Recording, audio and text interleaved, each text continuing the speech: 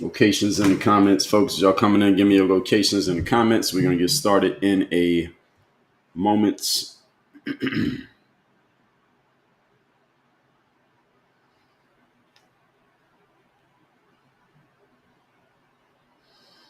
Making sure we are live where we need to be live.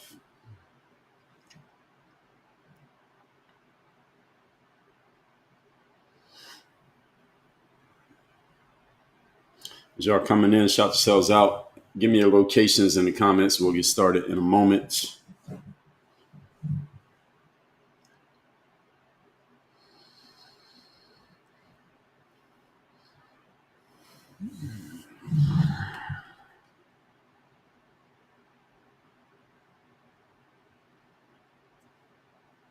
Shout yourselves out in the comments. Give me your locations. We're going to get started in a moment.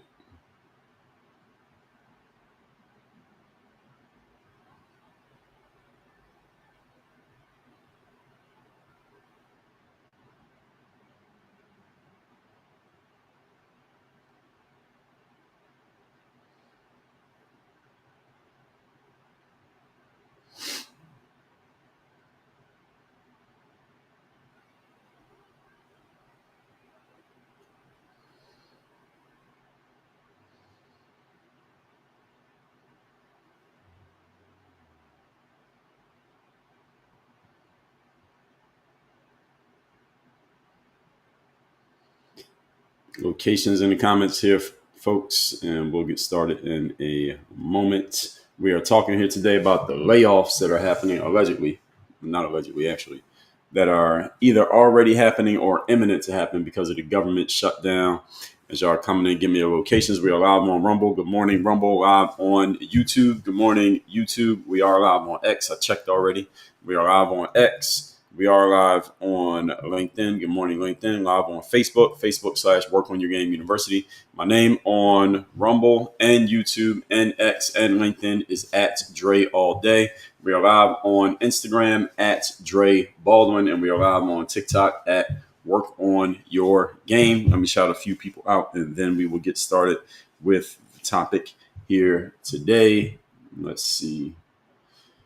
Over on TikTok, Annie AFF early with the first comment. Congratulations. Can we like the live here, folks, on TikTok? Can we like the live? Like the live. I know it's Tuesday. I know it's early. Like the live by tapping the screen. We do 100,000 likes here every single day on TikTok alone. So please like the live. Linda Gale, 1935 from St. Louis. Quail Ridge from Lincoln, California. Carol Ann Collins, Newburgh, New York. Good morning. Carol Ann and Quail Ridge, thanks for the gifts early. Cosmo Terry, good morning, San Antonio. Sarah Gonzalez from Texas. Miriam, thank you for the rose. Marky Man, shout out to you for the gifter badge. Miriam with the rose, thank you. Murphy the Mutt, Bristol, Tennessee. Becca Lynn from West Virginia. Marky Man from Sacramento. Jake Lancaster, good morning. Murphy the Mutt, thanks for the share. Kuya Benya, shout out. Manson, North Carolina. Becca Lynn, gifter badge, congrats. Miss Queen B from Houston. Dwayne Mitchell, Detroit is in the building. Jake Lancaster, good morning from Iowa. Much love with your content. Keep getting after it. Thank you, Jake. Happiness Now from Atlanta. It is ITAZUK. I have no idea what that name says, but Grand Rising from Memphis, Tennessee. Good morning. Classy E, good morning, Ohio. Chelsea checking in from Denver. Shout out to Denver. Colorado is a beautiful place. Clean air, beautiful, just beautiful place to live, I would say in general. It's just too damn cold. But otherwise, I like Colorado. Shout out to Colorado. Shout out to the skiers. Laura Iggy Lover checking in from Oklahoma. Leah, good morning. Good to see you here. Thank you for the heart early. Audrey Langberg from Wisconsin, good morning. Please keep liking the live, everybody. Miss Queen B, congrats on joining the fan club. Thank you for the heart. Sweet Tea from South Carolina, good morning. Classy E, #1 gifter badge. Thank you for the confetti. Audrey Langberg, thank you for the follow. So the topic here today is the government shutdown. So the U.S. government shutdown has now entered its third week, at least as of a couple days ago. Entered its third week, and things escalated because Donald Trump's administration, and people are going to put this on Trump because he's the president, and he deserves to have it on him because he is the president. So you're the president. Whatever happens under your authority does go on your track record, positive or negative. And The administration right now started executing mass layoffs across federal agencies instead of the standard furlough process. So they just start laying people off. Instead of giving them a little bit of time off, they're kind of kicking people out. And a lot of times, any of you's ever been laid off or know anybody's been laid off, a layoff usually means you ain't coming back. It's not firing, but it is firing. So furlough means you might come back. Layoff means you probably ain't coming back. So more than 4,200 federal workers have received official RIF notices. That stands for Reduction in Force Notices. This is just the government speak for you don't work here anymore. Affecting the Treasury Department, the Health and Human Services, that's HHS, that's RFK Jr.'s department, the Department of Education, we know who they are, Commerce Education, we got an understanding of that, Homeland Security, we know about them, that's Kristi Noem and company, the Energy Department, and the Housing and Urban Development Department, also known as HUD, H-U-D. So the most controversial target of all this, though, the one that got the most attention, the one that got it brought to my attention, was not those layoffs, because the government lays people off all the time. Corporations lay people off all the time. People get fired from jobs all the time. That's not some big deal that people get fired from their jobs. That's kind of normal. The most controversial target, though, the one that got all the attention, is the layoffs that happened at the Center for Disease Control. We know about these guys, right? The CDC. These are the people who told you if you take the jab, you will not get the virus. All right, that absolutely happened. And some people want to have revisionist history now and act like that didn't happen. All right, that happened. The people who ran the CDC said, take the jab, you won't get the virus. And the presidents, plural, Democrat and the Republican, Trump and Biden, both co-signed that by saying, if you take the jab, you won't get the virus, as did their vice presidents, Mr. Pence and Mrs. Harris. They both did the same thing. All of it was either not true because they didn't know what they were talking about, or they were directly lying. You could decide which one it was. Either way, it wasn't the truth. So at the CDC, 1,300 employees got laid off, though hundreds of those terminations were later rescinded after there was public backlash and internal review. So 1,300 people got laid off, then a couple people got their jobs back. So as I just said, you get laid off usually means you ain't coming back. Well, a couple people came back. A couple hundred people came back. Now, this is an unprecedented move, according to what I heard, during a shutdown. Usually you don't do this during the shutdown. Typically, non-essential workers are furloughed, not permanently dismissed. Again, layoff usually means is a wrap, but usually they get furloughed. And let's just get a clear definition of furlough so that we're all on the same page. Furlough.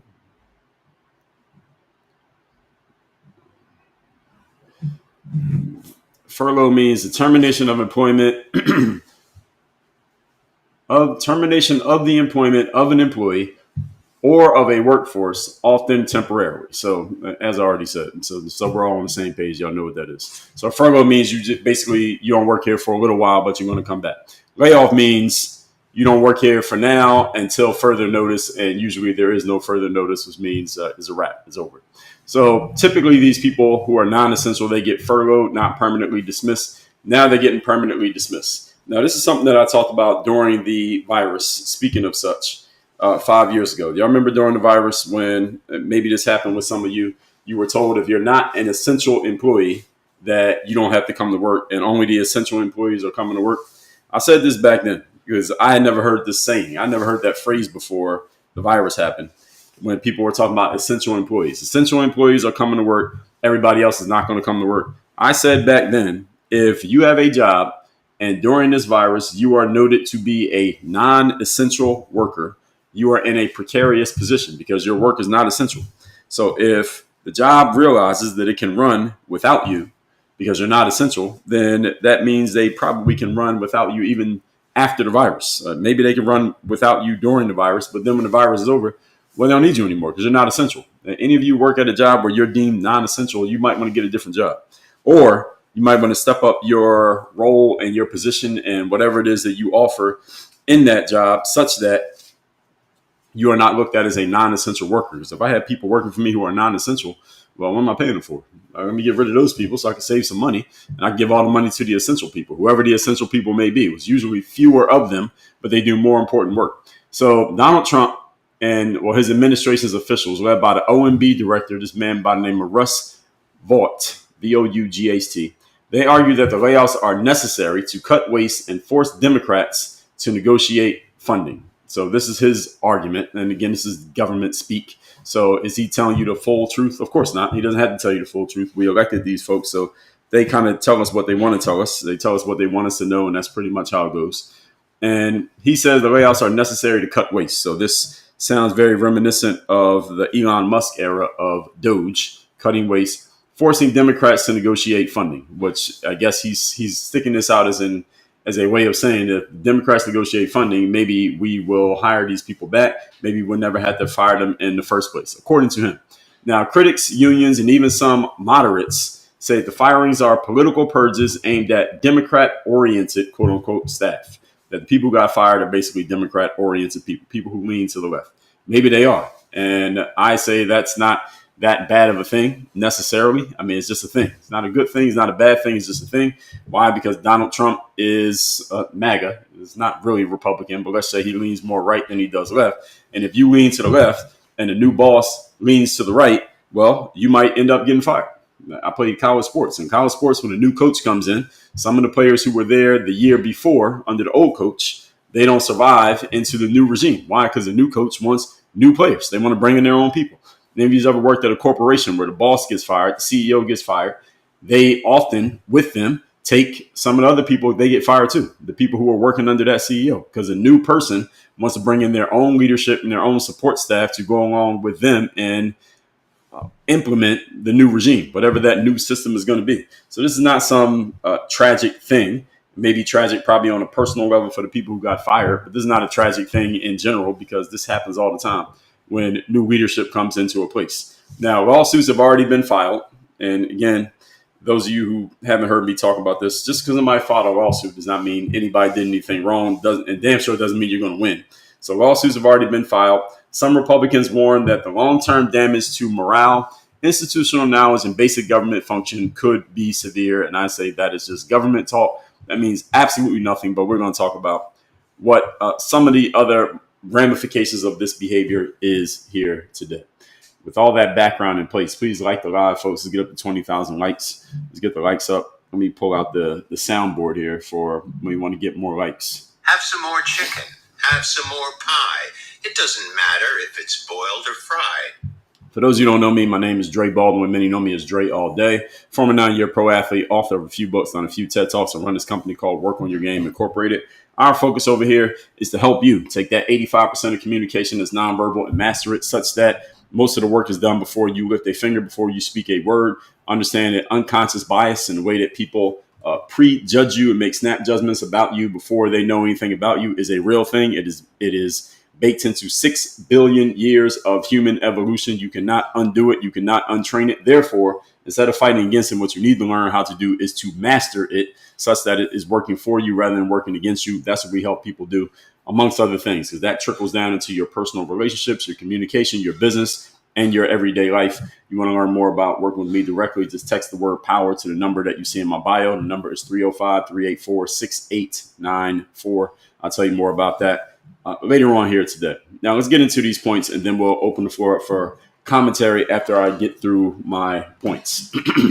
Now, these layoffs mark the first time that a modern administration, at least according to what I heard, the first time that a modern administration has used permanent firings instead of furloughs during a shutdown, which we just talked about. So 4,000 career employees could lose their jobs permanently rather than temporarily, setting a new precedent. I say for the people who work in the government who may get permanently fired based on this, yes, that sucks. Of course, it sucks to lose your job. You weren't expecting to lose your job. You didn't have another job lined up, or the other job that you end up getting after this one is not as good as that one, and maybe you have a temporary period where you're not making any money. Or does that suck when somebody just unexpectedly gets fired from their job? The answer is, of course it does. I understand. At the same time, people get fired every day. So just because people got fired from the government, that doesn't make it a bigger tragedy than somebody getting fired from, I don't know, Jiffy Lube, or getting fired from working at Walmart. All right, fired is fired. All right, no job is no job for anyone. And the only reason this is a story is because Donald Trump is connected, and because of the government, and people are trying to bash the government and make the government look bad, which is a normal, common thing that people do all the time. So does this set a new precedent? Technically, yes. Again, 4,000 people losing their jobs permanently rather than temporarily. Well, that's 4,000 people who got set free to go do whatever they want to do, whether you want to start a business, whether you want to retire, whether you want to go get a different job, whether it was time for you to get out of the government anyway. Government decided it was time, and now you get to move on. I don't see this as some super big tragedy, even though, again, personally, it may be a tragedy for those people and their families. Now, critics say that this weaponizes the shutdown to punish opposition staff. So the argument here that people are making is that the people who got laid off, basically fired, they call it layoffs. Now, I guess when people get fired these days, they just call it layoffs instead of just calling it firing. Any of you listening to this been fired, but they just called it a layoff rather than actually being fired? Anybody in here had that happen where your job told you were laid off, but you knew what that meant, that you were actually fired and you did not come back to the job? Any of you had that experience? Is that just the new language that they use now? They just call it layoff. Because a layoff means eventually you might get back in, right? We lay you off, now we might bring you back in. Is that the new thing? Is that what people do, or do they just tell you that you're fired? Any of you just been told that you're fired, that you've just been let go? I know sometimes companies do it, but I think that maybe layoff is just the new, it's just the softening language that they use to fire people from jobs now instead of actually just firing you. They just tell you that you're laid off. Ashley said, I've had to lay off people, and yes. So Althea said, no layoffs, delete, obsolete. What does that mean? Downsize, indefinite layoff. Is that what they call it? Indefinite layoffs? Layoffs can collect unemployment. Okay. All right. So I guess they call it. Carmen said, I've only been laid off. So, okay. So layoff puts you in a different status to where you can at least collect unemployment. So there's a little bit of a benefit to calling it a layoff. Okay. That makes sense. So critics say that they're weaponizing the shutdown to punish opposition staff. So they're basically arguing, they're thinking past the sale is what I call this. So they're making an argument based on an assumption that we're supposed to accept. The assumption that we're supposed to accept is that the people who got laid off are employees who tend to lean left. Now, I don't know how the administration would know which employees lean left. I don't know if there's a database that they keep or if this is even true. But they're saying that this is what happened and that the people who got targeted for the layoffs are people who lean to the left, i.e. liberals, Democrat supporters who are working in the government. They're the ones who got fired first. I don't even know if this is true, but this is what the argument people are saying, that they're trying to punish opposition staff. I say this is a bit of a reach.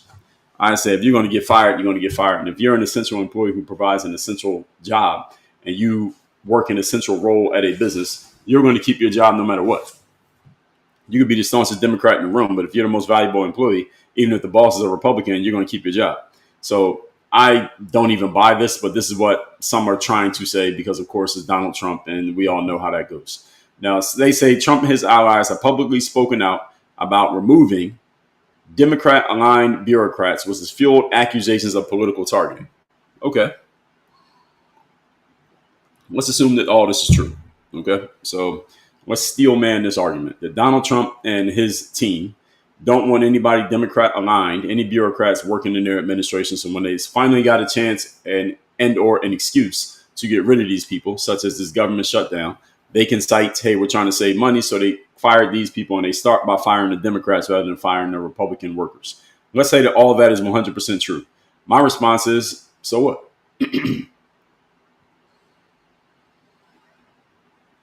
So what? Donald Trump decided to fire the Democrats who worked in the government. So is that a terrible thing? That's some bad thing? I say no, it's not. Why is it not? Because elections have consequences. We as the American people, whether you voted or not, we as the people voted for Donald Trump. Whether you voted for Kamala, you voted for Trump, you voted for Jill Stein, you didn't vote at all, you can't vote, whatever. We voted for Donald Trump. The election outcome was Donald Trump. We have a democratic election process, and through a free and fair election, Donald Trump was chosen. Donald Trump, once elected, he does what he wants to do within the system of checks and balances, within his federal powers as president. So we elected him to do whatever he's going to do with the power that has been bestowed upon him by us through the election process. So if he wants to fire all the Democrats, he has a right to do so.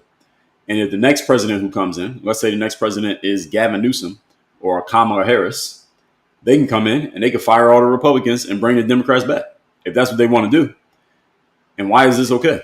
This is okay because our election process chooses the person in charge, and the person in charge gets to do what they want to do, given the powers bestowed upon them through our electoral process.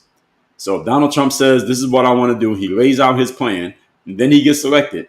Within the system of checks and balances, he can do whatever he wants to do. He does not have to get the okay from us or even have agreement from us, the citizens, before he makes a decision. Now, us as citizens, we can make noise and let the president know that we don't like what the president is doing. But if the president decides to ignore that noise, they have a right to, because we already chose him. You chose me as president. I'm going to do what I want to do. You not liking it, that's unfortunate, but that's not going to stop me from doing what I want to do because I'm the president. Y'all chose me. So this is the plan I'm going to execute. This is what I'm going to do. And if you don't like what the president is doing, well, why'd you vote for that president?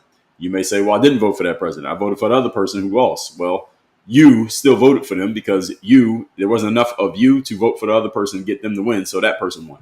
So maybe next time you might want to campaign a little bit harder for the candidate of your choice. This is the way elections work. Once they're in, they do what they want to do. So Donald Trump does what he wants to do between now and early 2029. The next president comes in, they do what they want to do. And if you don't like what's happening here, or maybe you're more aware of politics based on what you see in this administration or the last one or the one before that, or you will be coming the one after that, then, you might want to get more politically involved so that you have more of a say in terms of who gets to do what they want to do once they get in there. Or maybe you go run and become president. So Trump and his allies getting rid of Democratic aligned bureaucrats, if true, is fair game. If Kamala Harris was president, do you think she'd be getting rid of MAGA supporters who were in the government? Of course she would. It wouldn't be news like this is news, but it would be happening. Why? Because she's the president and she would get to decide to do what she wants to do. You elected them, you get what they decide to do. That's how it works. Elections have consequences. Now, legally, the administration cites that this reduction in force authority under the federal employment law, and that's basically dropping people because we don't need them, they're non-essential. The OMB, they claim that it's within their rights under RIF rules, and you get all these acronyms. Legal experts say that they are violating the Anti-Deficiency Act. Now, the Anti-Deficiency Act prohibits such actions during lapsed appropriations. So there's a whole lot of heavy language in this point here. Anti-Deficiency Act. Let's look this up and find out let's see what we can find out about the Anti-Deficiency Act. Tell me about the Government Anti-Deficiency Act, which prohibits such actions during lapse.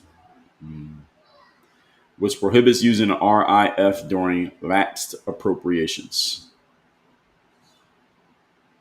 Let's see.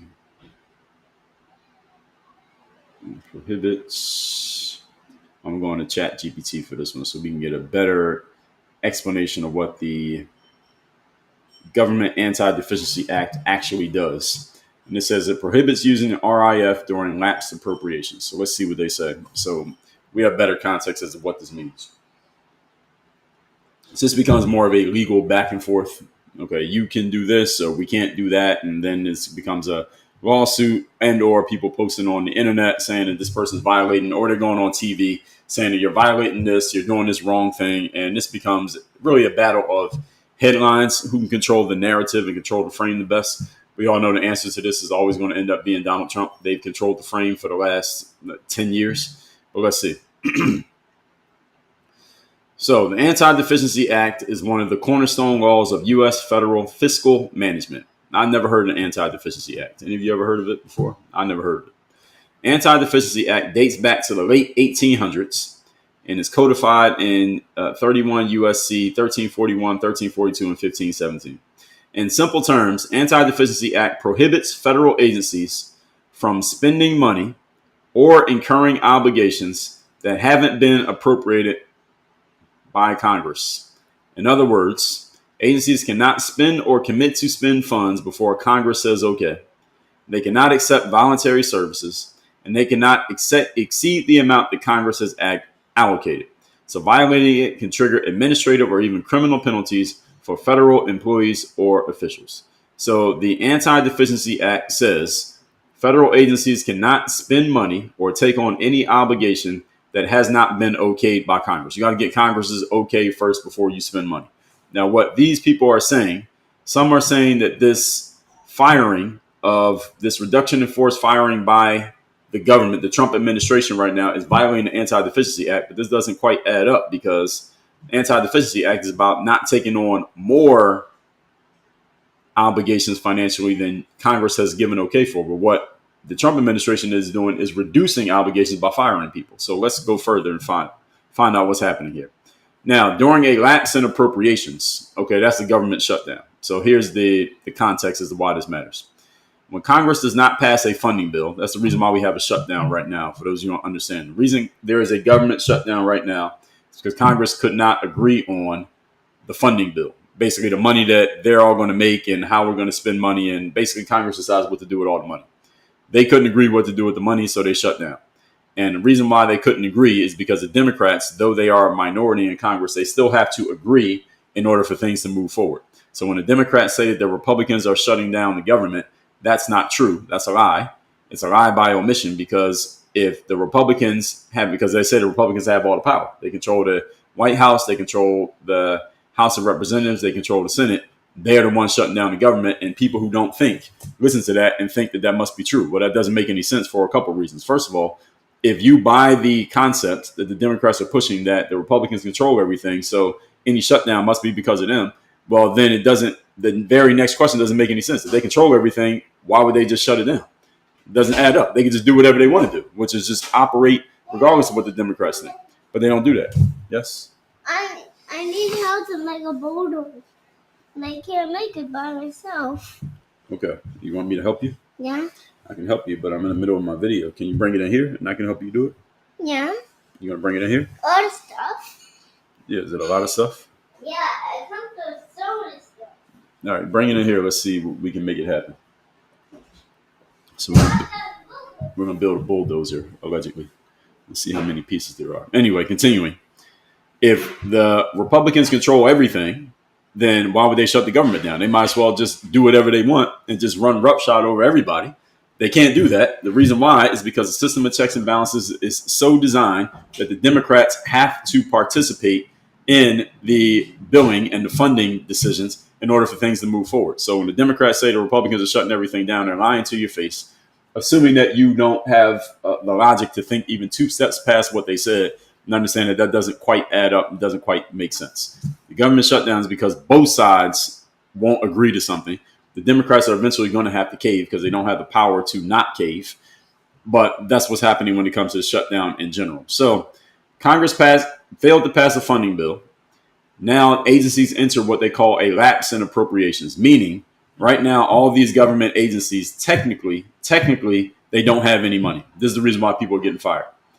Right now, no government agency has any money to operate because the government is not running. The government has been shut down, i.e. Congress has been shut down. Therefore, they can't release the money since they're not running. Therefore, if you get your money from Congress, everybody gets their money from Congress and the government. They don't have any money. Therefore, you can't do anything. Therefore, you can't make any type of money decisions. Even if it's a decision to not spend money, you're not allowed to make that decision because the government doesn't have anything right now. So my son, true to his word, came back. Wow, we're going to build this? Yeah. Okay. A bulldozer. A bulldozer? Yeah. Right, let's see. Yeah, see this? This is what we're supposed to build. All right, let's see. Yeah, it has a bulldozer right over. Let's see if Right over here. that's a bulldozer? Yeah. Oh, you're right. That is a bulldozer. Yeah, it has those stuff on it. Yeah, it does. There's a little thing and a bulldozer thing. Whoa. Okay, we can't knock it down. Oh. Only take out the pieces that we need so we can build it. And we got to go off the picture. Wait. Here. This right here. Wait, let's look at the picture first. So look at the picture. See? We'll get back to our regularly scheduled program in a moment. So Yes. look. So we need this is the face, right? And We need don't the need circle. a face. Yes, look. See? The face. Then the circle. Yeah. We need that piece. Don't put that back. We need that. We do? Yeah, we need that. Keep that out there. Then we need this piece right here. Yes. And we need need this.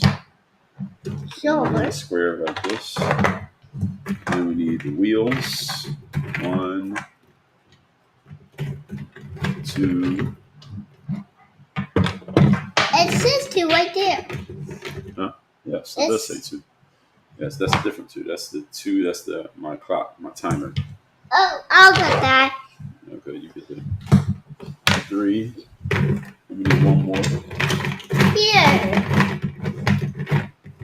Actually, you don't need this. Okay, we got the wheels.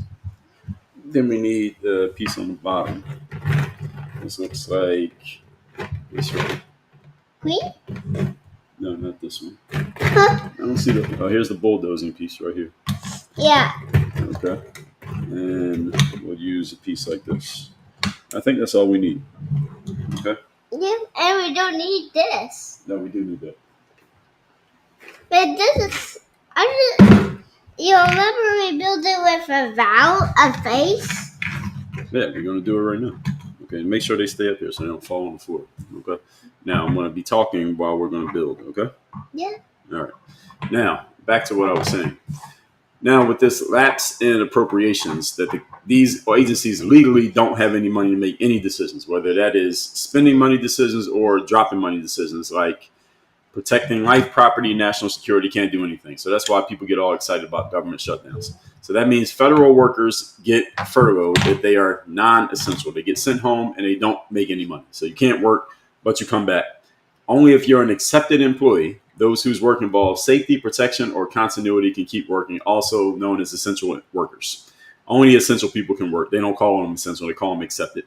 And agencies are prohibited from entering any new contracts or financial commitments. So anybody who does government contracts, you can't do shit during the government shutdown because there's no money. Technically, you're not allowed to make financial decisions. So this is the situation right now with the government shutdown. Now, the ADA prohibits an RIF during a shutdown. They say that the reduction in force, this is the violation they're claiming. This is an administrative action. Essentially, it's a permanent layoff process that involves notice periods, HR processing, and sometimes severance or unemployment obligations. And what some opponents are saying. There you go. Yes, exactly. You figured it out. Some opponents are saying that this is a violation because you can't make this type of decision during a shutdown. Executing RIF requires administrative, personnel, and financial actions, which I just explained. This is all part of obligating funds, even though they're actually disobligating funds by firing people. So during the shutdown, no obligation can be incurred unless they are accepted under the ADA for safety of human life or protection of property. RIF does not qualify. See that rainbow right there? The what? The rainbow right there. Yes. Oh yeah, it's a reflection off the sun is going through the water, and it makes a little rainbow right there on the shadow on the table. Why is your family so funny? Now, during a shutdown, these obligations cannot be incurred. So under the Anti-Deficiency Act, an agency cannot initiate or carry out an RIF while funding has lapsed. They can only furlough. You cannot lay off. You cannot fire. So once Congress brings the money back, i.e. the shutdown ends, then agencies can do the RIF. So that's why they're claiming that this is a violation. So when you hear about mass layoffs or reductions during the shutdown, they're technically not RIFs under the law. They're furloughs, temporary reversible actions required by ADA compliance. Now, if they did try to do this, it would be an illegal obligation of funds and a direct violation of the Anti-Deficiency Act. So this is everybody understand that now? Everybody got it now? So this is how this all works. And why would you want to work in the government? You have to deal with all this shit. All right, this is... There's one more right there. Okay, we need this one? Yeah. For this one. All right. Because we only have 2 wheels. Well, what about this one? This is not a wheel? Yes. Okay, so that's 3. Next is 4. And that's 4. Okay. Then there's one more. This. 1, 2, 3. We need more. We need another tire. What we're missing is the tires. So here it is right here. Tire? Yeah, you see the black part is the tire. There's the wheel and there's the tire. So we need tires. 1, 2, 3, 4.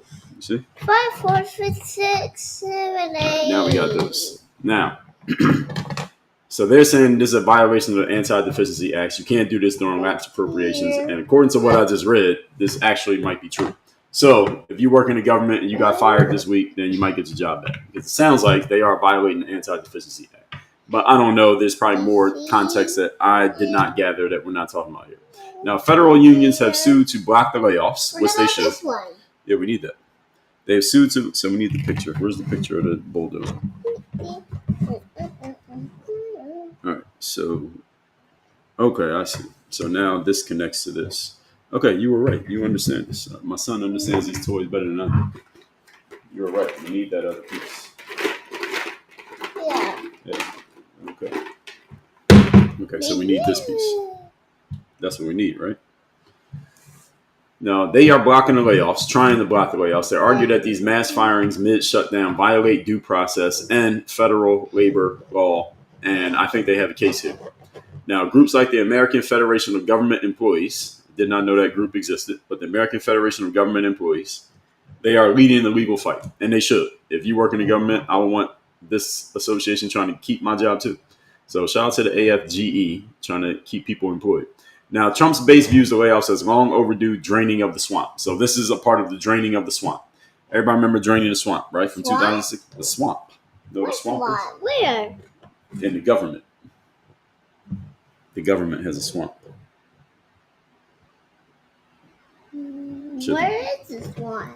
Washington, D.C. You ever been there? Yeah. You have? I don't think you've been there. So in Washington, D.C., they're trying to drain the swamp. Who? Donald Trump. No. Donald Trump's trying to drain the swamp in Washington, D.C. So they see this as a way of, this is a step towards draining the swamp in Washington, D.C. because they're getting rid of some of these people who Trump doesn't mess with, obviously.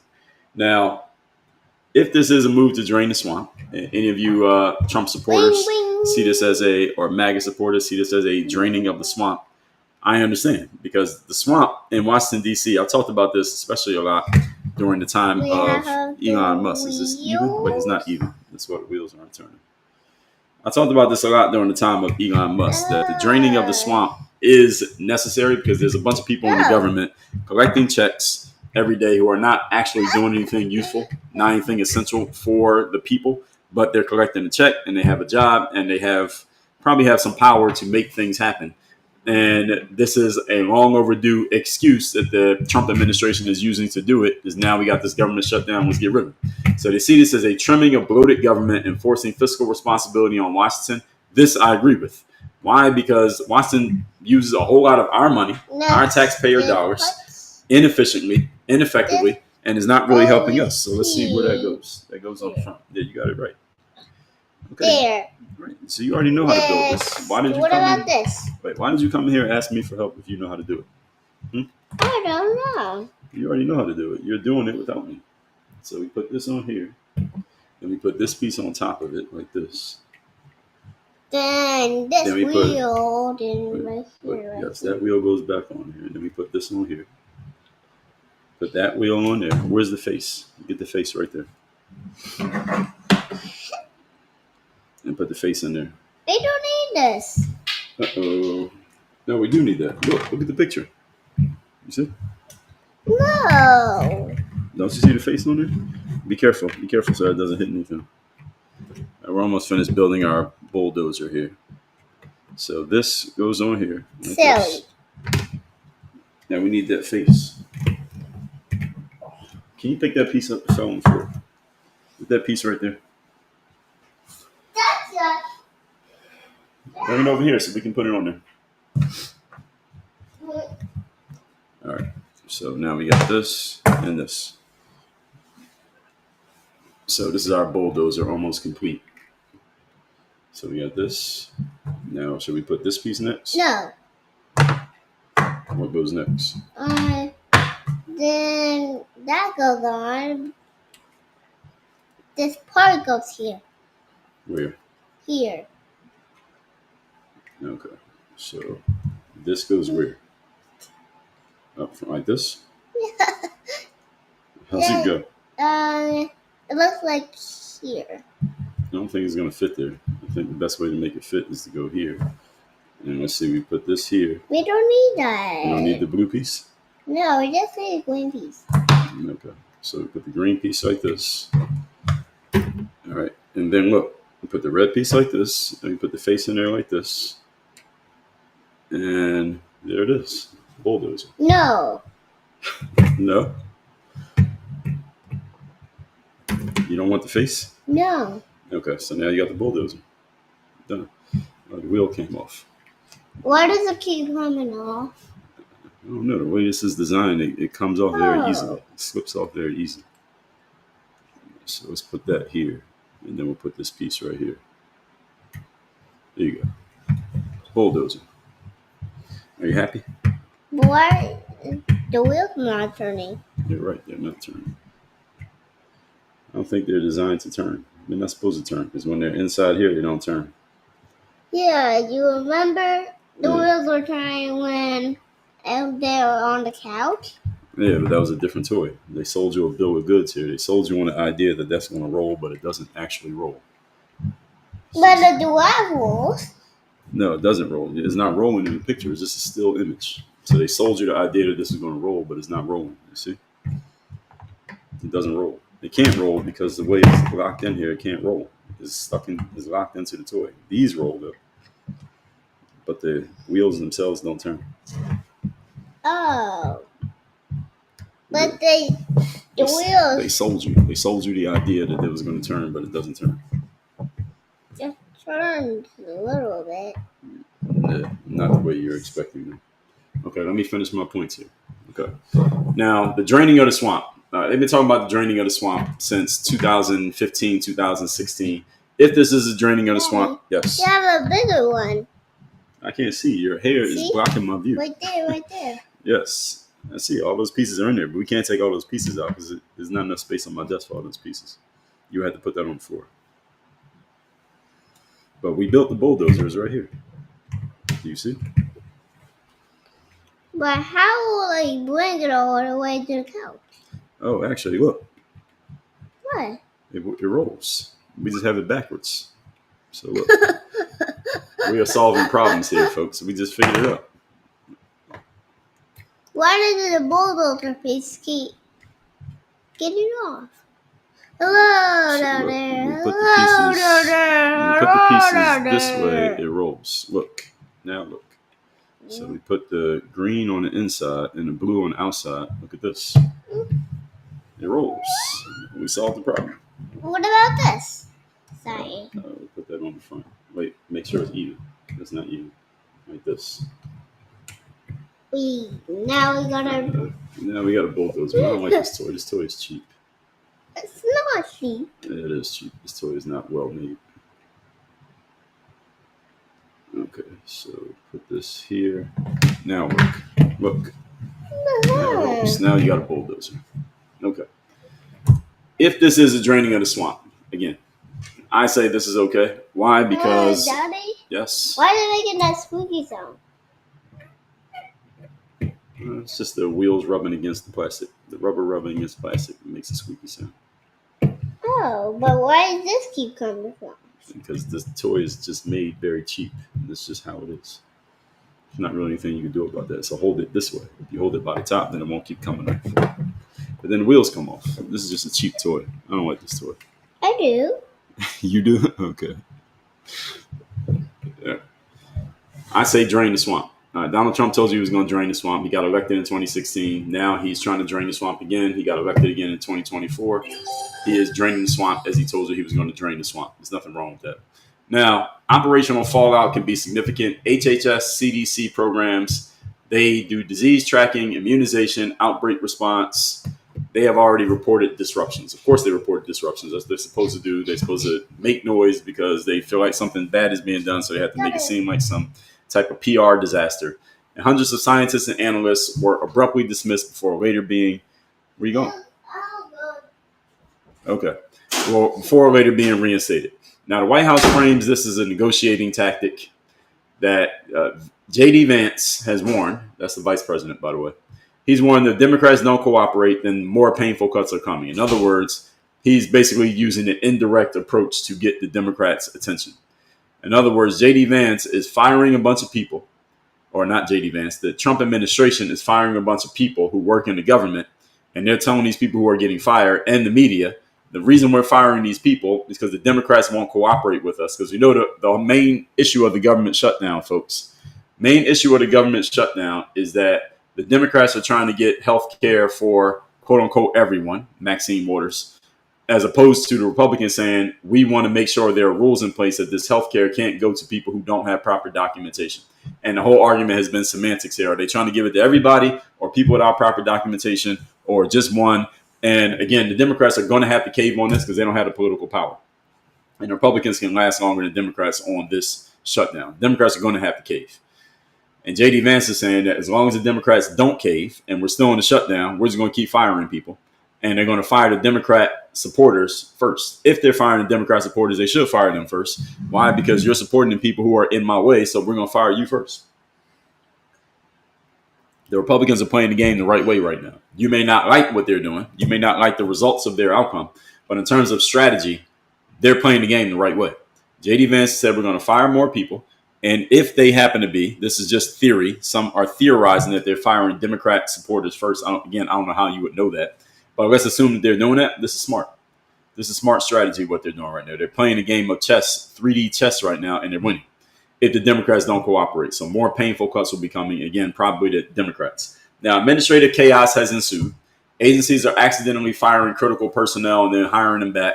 So CDC laid off a bunch of epidemiologists by mistake, quote unquote, and then they later rescinded termination letters. So that's got to be a hell of a day. You get a termination letter from your boss, and then later on in the day they say, "Oops, my bad, my bad, didn't mean to fire you." All right, see you later. What about that? Okay, make sure you close the door. Yeah, but how? All right, take your stuff out first, and then close the door. All right, there he goes. So imagine what kind of day you have at work. You get a letter from your boss, from your job, that says you're fired, you're laid off permanently, and then at 3 o'clock in the afternoon, oops, sorry, that was a mistake. You're not fired. Keep working. So the CDC, a couple people got fired by mistake, and then they got unfired. So shout out to the people who got unfired. Now, some layoffs can be reversed once the funding resumes, as I said. Some of these layoffs, you might actually get to come back, and you're not actually laid off, so we'll see. And again, the Government Employee Fair Treatment Act of 2019, this is a new one. Government Employee Fair Treatment Act. It allows furloughed workers to be paid retroactively, though it's unclear that it applies to those formerly terminated. Now, I know some people work in the government, they told me about this, that if it gets to the point that they are furloughed, meaning you don't work, you still can get your back pay, but you can't get your back pay until the shutdown is over.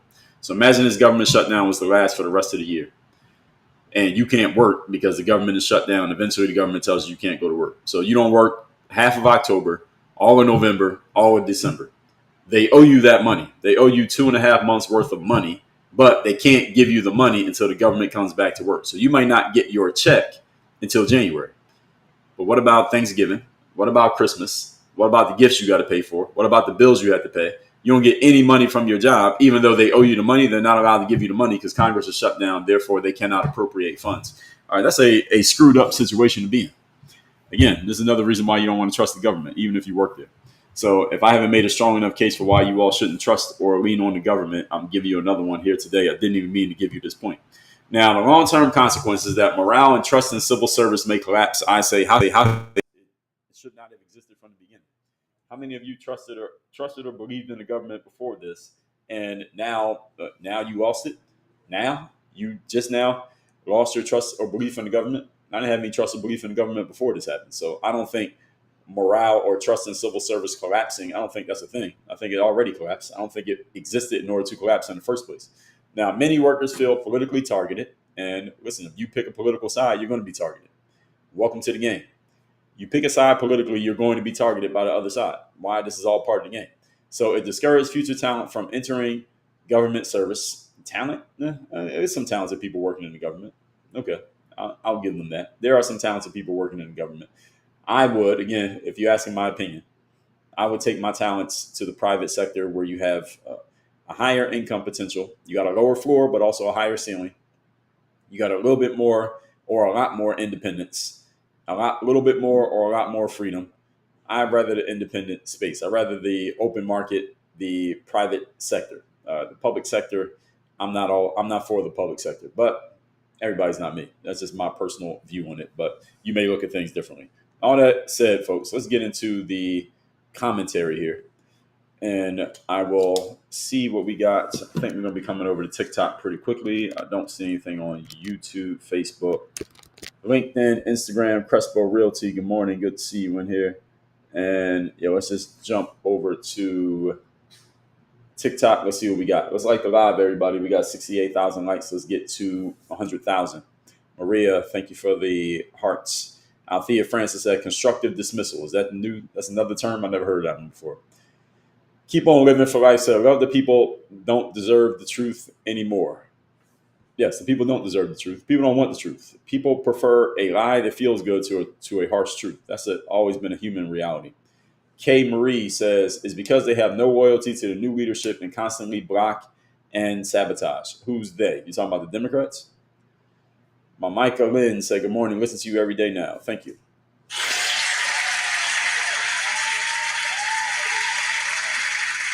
Myla Mounts Gilbert, thank you for the follow. Glow, good morning. Leah, thank you for the Go Popular. Traditional all day. Thank you. Good seeing you here. Thanks for joining. Yes, tap the screen as you come in, folks. We're at 70,000. User said downsized. Yeah, I don't hear people using that term anymore. Downsized was like in the early 2000s, definitely. Terry Deep said indefinite layoff. Yeah, that means you're fired. And King Cam said layoffs can collect unemployment, so that makes sense. So in the sales world, they still say downsized? Okay. Marie said, first job at SeaWorld after season. Well, I mean, you were probably expecting that one, though. At least you were expecting to get laid off. At the end of the season is a wrap. It's like working in Vegas in the wintertime. If you work at the pool, you work at one of the rooftop pools in Vegas, well, you know at the end of the summer is over.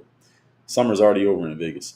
Jules said, my company calls it layoffs or calls it a surplus. Surplus of what? Surplus of, I guess, employee money. Now they don't have to pay anybody. Laura said, I read Biden administration add an unusual amount of new government jobs. I didn't hear about that, but I wouldn't be surprised. Renee says, so do I hold my Democratic taxes? Well, you can try, Renee, but the IRS might come knocking at your door if you do that.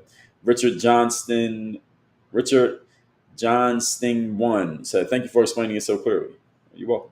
Melissa Hill said, God help us if a Democrat gets in. A Democrat will get in the next, between the next election and the one after that, guaranteed a Democrat's getting in, folks.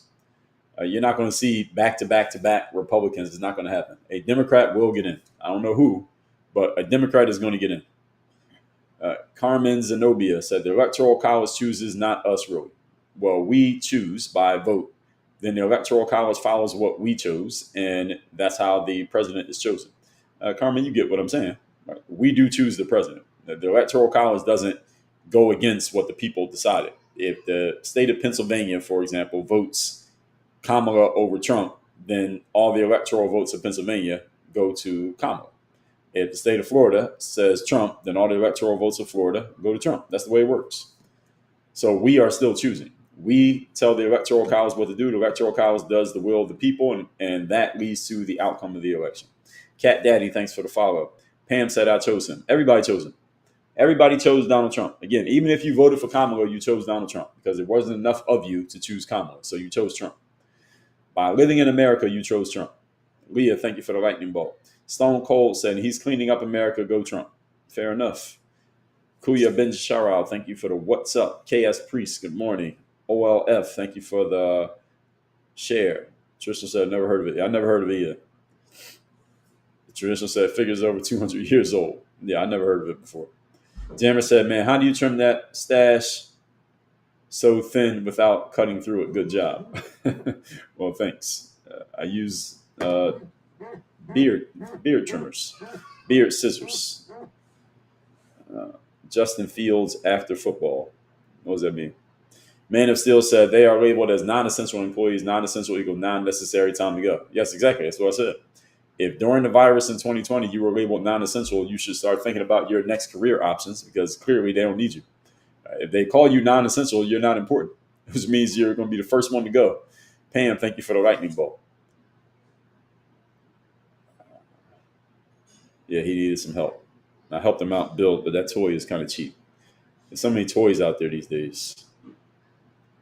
Parents spend a lot of money on toys. What a company needs to do is just come out with a rental. They need to come out with rental everything. So we got rental cars. Now, rental cars, you always have Hertz and stuff. Then you get Turo, where you can rent a car. You only need it temporarily. Then you got rental housing, so you can rent an apartment. They make that too hard. They make it harder than it needs to be, renting an apartment. But now you have temporary stuff like Airbnb rentals. Now, I hear in the women's space, ladies, y'all can tell me, y'all know about this. They have rental clothes. Now, women can rent clothes. And it could be clothes like a handbag or something. Let's say you want a Louis Vuitton handbag. You want to rent it for a week. You can rent the Louis Vuitton handbag, and then you give it back. And I'm sure they have for women rental clothes. You can wear some. You want a pair of shoes. You want a pair of Louis Vuitton red bottom shoes. You want them for a week because you're going to a nice event. So you rent the shoes. You send them back. What they need to do is make everything rental. That's going to be the next thing. Own nothing and be happy. That's the next thing, right? They need to make rental toys for parents. Rental toys is you buy the toy, you use the toy for like a week or two or a month, and then you send the toy back. They clean it up, make sure it's in good shape, and then they rent it out to the next kid because that's what happens with the toys anyway. Because when your kid's 1 year old, they play with certain toys. What do you do with that toy when the kid turns 2? Because they won't play with it anymore. You don't want to have to eat the cost. You probably want to try to send it back, but now you can't send it back because it's past the expiration date. Maybe if you have other kids, you can hand it down to the next kid, or you give it to some other kid, or you can donate it. What they need to do is create a business where you just rent out the toys. Rent out this toy. This is a 3-year-old's toy. Rent out this toy for 2 weeks. Send it back. We'll send you a different toy. Send it back. We'll send you a different toy. That's how Netflix used to be before they went digital. You get the DVD. You finish with that DVD. You get another DVD. And just keep going. They need to do this because you buy the toy and then you got to try to send it back within 30 days or you got to eat it. By eat it, I mean you got to keep the toy because you can't send it back. You can't return it. Now you got the eating cost of that toy, but the kid won't play with the toy anymore. So what do you do with it? You're stuck with it. So someone needs to come up with a business where you just rent out the toys. They already got it for clothes. They got it for cars. They got it for housing. They got it for vacations. They need to have rentals for everything else too. Everything's going to be rented. Just a thought in my mind, but that toy, because that toy that my son brought in here today is not a good toy. That one is getting sent back. Christine Wolfkosi, thank you for the follow. Harold Malone said, who is paying you? My clients and customers pay me for products and services that I offer. Globe said Republicans need 60 votes. They only got 51, right? They need Democrat votes. I don't know the exact number, but they need some Democrat cooperation. If they get none, they can't do anything. That's the system of checks and balances is such designed so that this is the way it goes, that you have to get cooperation from both sides. Even if one side has a majority, the other side still has to cooperate. And if you can't get their cooperation, you get nothing done. And it's designed that way so that neither party can have absolute power, which is exactly how it's supposed to be. So, Pam, good morning. Jay said, yes, sir. We appreciate it. Patricia Biondi, thanks for the follow. Jammer, yes, there's a lot of hair he's got. Jay Rocket said, Republicans say it's the Democrats' fault. Yes, exactly. That's how politics work. They all blame it on the other side. This is typical DC politics. Margaret Bertrand said they think people are fools and they play on that. Well, Margaret, people are fools. So that's the reason why it works. That's the reason why they keep doing it. Most people don't think. Leah, thank you for telling people to send the heart. Susie said, is it one specific thing they can't agree on? Well, it's probably several things, but they're all focusing on one thing. At least they agree that there's one thing they're focused on. That part we can all be happy about, that at least both sides are agreeing that there's one issue. The one issue that they both are claiming is that the Republicans are saying that the Democrats want to give health care to all Americans or everybody in America. They don't have to be an American. If you're in America, you get health care. That's what they're trying to do. The Republicans are saying, no, we're only giving health care to citizens. Therefore, if you're here without documentation, i.e. illegal, you cannot get health care. And that's the argument. Now, the way it works, I talked about this last week when I did a whole live on the government shutdown itself. The issue is that there are rules in place that the Republicans want to keep in place that say healthcare can only be given to certain people and it cannot be given to other people. The Democrats want to not have that rule in. The Democrats are saying we don't want that rule because if that rule is not in, therefore healthcare can go to everybody, i.e., somebody who came across the border without proper documentation, they can get healthcare. The Republicans are saying no to that. We want the rule. And the Democrats are saying, no, we don't want the rule. They both agreed that that's the argument. Now, some Democrats are trying to filibuster it and say, well, no, that's not what we're arguing about. Mike Johnson came out and said that is what we're arguing about. Hakeem Jeffries comes out, he gives a different argument, and then they all just start playing around with the language to make it seem like it's one thing, it's another thing. I believe the essential argument is, can we give healthcare to any person in the country, or do we only give it to citizens? I do believe that that's the argument. And if that is true, if my theory is true, I believe the Democrats eventually will have to cave on this because they don't have the backing to keep it up. There's only so long they can keep this up. And what the Democrats are saying is that while the government is shut down, certain people won't be able to get health care. And the Democrats' argument is there are more people who would need the health care that support the Democrats than support the Republicans. I don't know if that's actually true, but this is one of the arguments that they're making. If this is true, then Democrats eventually have to cave because those people need their health care. And people just eventually what's going to happen is people are going to get mad at the government, period. Right now, you got Republicans mad at Democrats and Democrats mad at Republicans. I'm talking to citizens. That's people like me and you. But eventually, if this keeps going, what's going to happen is the people, all citizens, are going to be mad at all of the government, regardless of what side they're on. And then they're all going to look bad. So they can only keep this up for so long, but for so long, they're going to have to do something. That's my prediction on how this is going to go. I don't think this is going to make it to Halloween. That's my guess. And once they figure it out, we'll probably do another live on it. So, Susie, is there one specific thing? Technically, no, but they make it seem like it's one thing. It's probably a bunch of things, but the one thing is like the main thing that they'll argue about. But otherwise, you have to compromise. Being in government, you have to compromise because of the system of checks and balances. Neither side can ever get exactly what they want. This is another reason people don't like Trump, is that Trump goes very hard to get exactly what he wants against people, especially people who have positioned themselves as being his opponents, such as a whole bunch of Democrats. So he's not really willing to compromise that much. And they don't like that. Most of the time, politicians are willing to compromise because you kind of have to.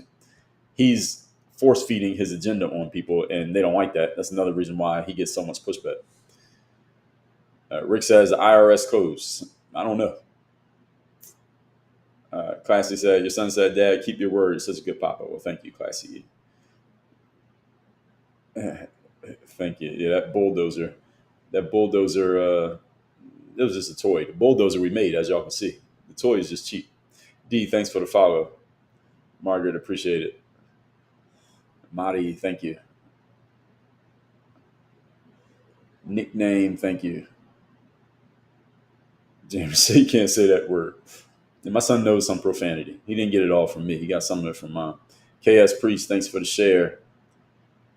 Yeah, RIF Jammer, I talked about that earlier. You might not have been in here. Starla Janae, thanks for the follow. Riff, yes. Clipstyle said, I'm looking to get into the private sector. You should. I think in the future, the next 25 years, everybody's going to be in the private sector. That's my prediction. Everyone's going to be in the private sector. You're going to get paid based on the value you provide to the marketplace, not just on showing up, being a warm body. That's going to go away. Nikki said they have 2 Dems already. They aren't willing to negotiate. Yeah, well, that's why we got a shutdown. Yeah, exactly. The Kale Bevins show. Thanks for the follow. DGOG said, are you a millionaire? I don't have any money. IRS might be listening. I have no money. Zero. Audrey said, what a great dad to take time for your child. Well, thank you. Kiki Baxter, thanks for the follow. Miss Queen B, good morning. Retribution said, they sure do have a swamp. Yes, they do have a swamp. Freedom said, I was looking about the DC swamp. Yeah, I think he kind of understands what a swamp is, but he didn't know the type we were talking about. His kid doesn't even believe it. Okay. Selected Vibes, thanks for the follow. Beth Kennedy, thanks for the follow. Is the way they carried it out? Well, yes, that's what I said. There's a legitimate argument against that RIF, that RIF. There's a legitimate argument that you can't make financial decisions during a government shutdown. And if they start laying people off, that's a financial decision. So there is an argument there that any of you who got laid off during that time, you might be getting your job back legally. by law, you may have to get hired back. Alicia, thank you for the autumn love. Jay Rocket says, start draining with Patel, Hegseth, McMahon, RFK, Bondi. Yeah, that's not going to happen, Jay Rocket. Keep dreaming. Will Hill, thanks for the follow. Madi said, when you own your own company, you get to do what you want. I love that you put your son first. Well, thank you. Yeah, he didn't want the face. Government bulldozer. Yeah, that's kind of what Trump is. Tracy Gibson, thank you.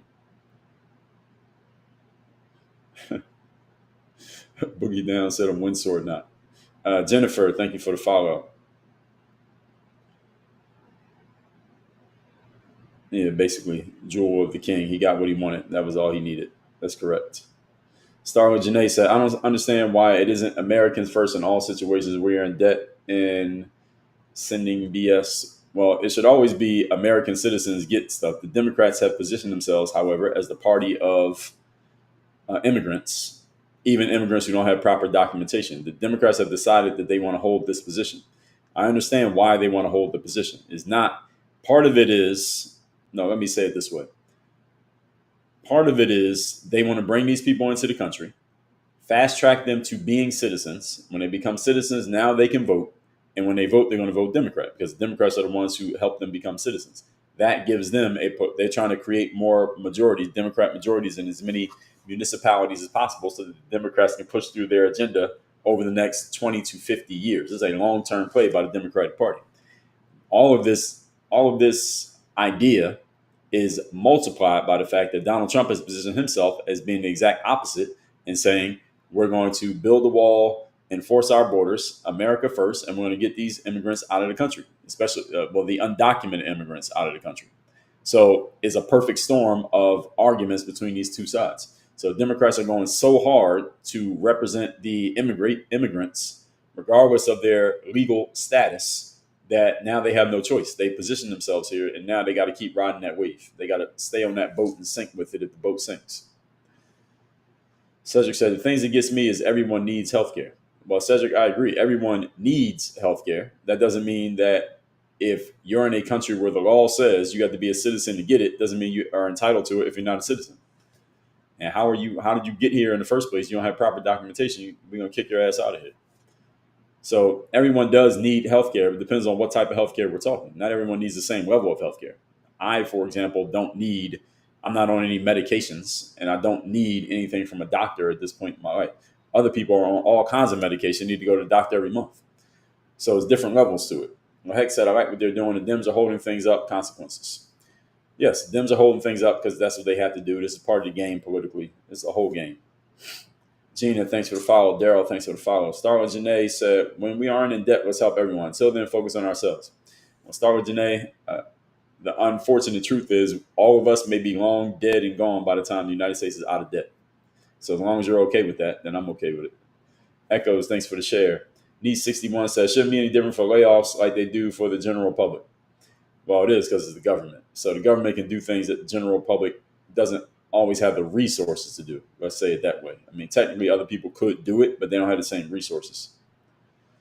So it depends.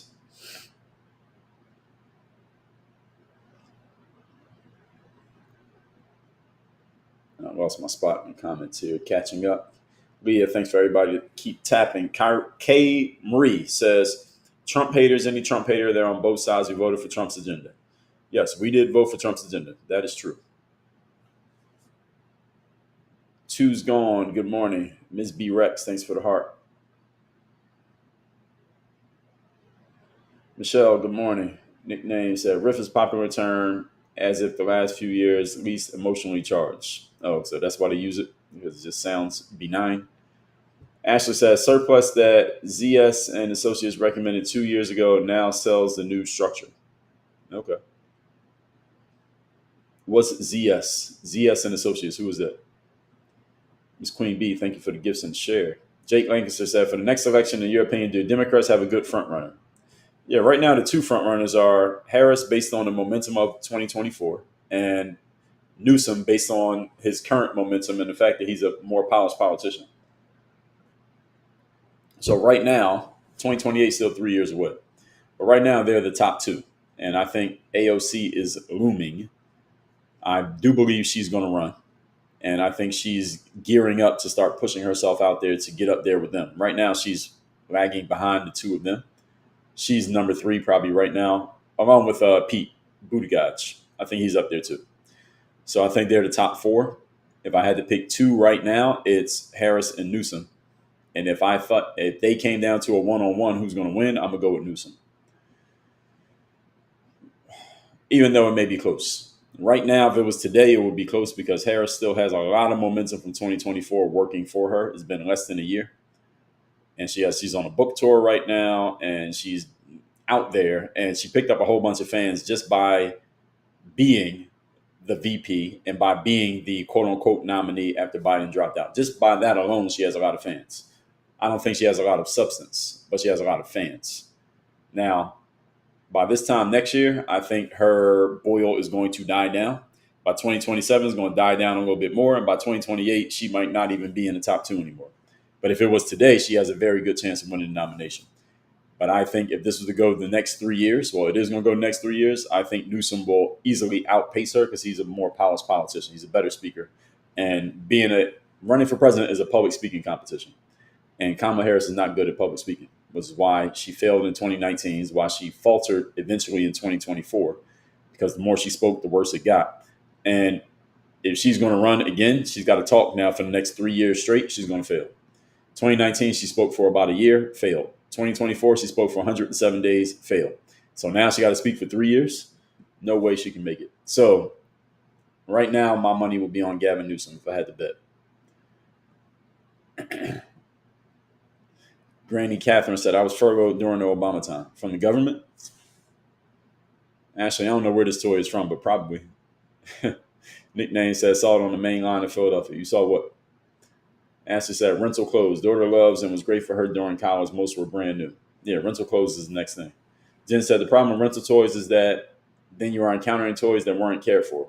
Well, this is what will happen is you send them back to the company cleans them up, then they send them out again. So basically like a refurbished toy. That's my business idea.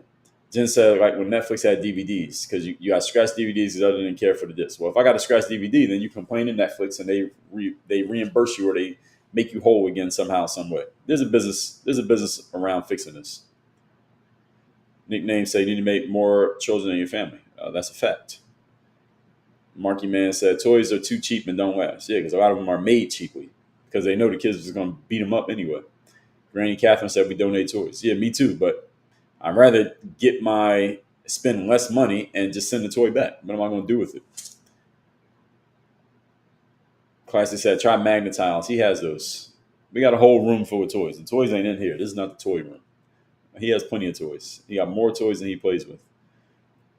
Irma, thank you for the gifter badge. Good to see you in here. Terica Martin, thanks for joining the fan club. Kuya Binion, shout out, join the fan club. James Dalton said a popular rental is furniture. Real estate agents rent furniture to sell a property, and the furniture. You mean like staging, or you mean for people to actually keep it in their house, like the beds and the couches to live in? If you're talking staging, then yeah, that's been around. I'm talking something that you actually get to use, then you send it back when you're done. As long as you don't mess it up. That's what I'm saying. Pokey said Reagan set up in Tyler. I don't know what that is.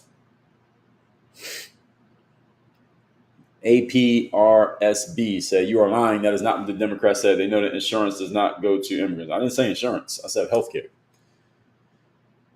You don't have to have insurance to get healthcare. And APRS, the Democrats are saying this. What they're arguing is they don't want that rule in there. There's a certain rule. I read about this last week, and I talked about it out loud here on this live stream, so you probably were not here. There's a certain rule that precludes healthcare from going to illegal immigrants. The Republicans want to keep that rule in. The Democrats want to take that rule out. That is the essential argument between the two of them right now. The day that the government shut down, the next day they were all on TV, both sides arguing about that. They weren't saying that specific thing, but that's what they were arguing about. You just said everyone needs to come together. The government is out for themselves. Now, I agree with both of those comments, and the government is always going to be out for itself. Karina said, I know for a fact that undocumented receive emergency Medicaid. They can birth for free. Yeah, so if someone's in an emergency, they're going to get care. I mean, you can't just let somebody bleed out on the ground. But overall health care is what the Democrats are trying to make sure everybody gets. And Kamala Harris was pretty open about this, as was Joe Biden, as was Barack Obama. So anybody claiming the Democrats don't want this, what have you been paying attention to the last 20 years? Joanna, thanks for the follow. Nickname said, thoughts about Trump quote that he might not be going to heaven. I heard him say, it sounds like he was talking tongue in cheek. I didn't pay that much mind to it, so I don't have any thoughts on it. So where was I? I lost my spot in the comments again. Echo said, I have no money either. Yes, me either.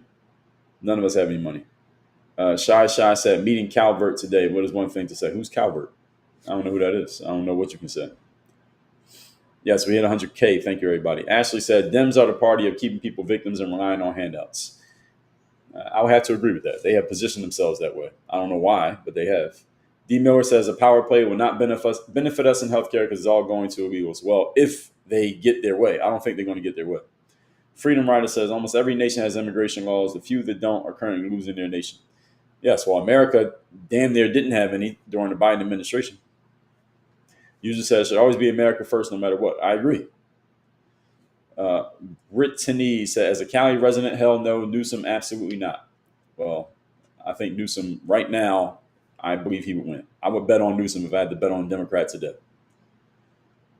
Ashley said the pharma consultants. Most companies use their playbook for sales structure. Okay, I didn't know that. Alyssa, thanks for the follow. AW says, has anyone heard Trump speak? I heard him speak. He's pretty good. I mean, it's the reason why we know his name. It's the reason why he's won 3 nominations in 2 elections.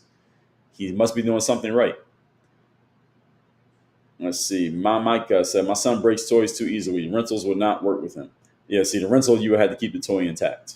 See, if the toy breaks, then you can't send it back, and now you got to pay for it.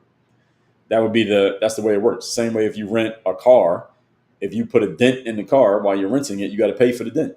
That's the way it works. Or your insurance has to cover it. My LinkedIn name is Dre All Day. Or just look up my actual name, which is Dre Baldwin. D-R-E, my last name is Baldwin. B-A-L-D-W-I-N.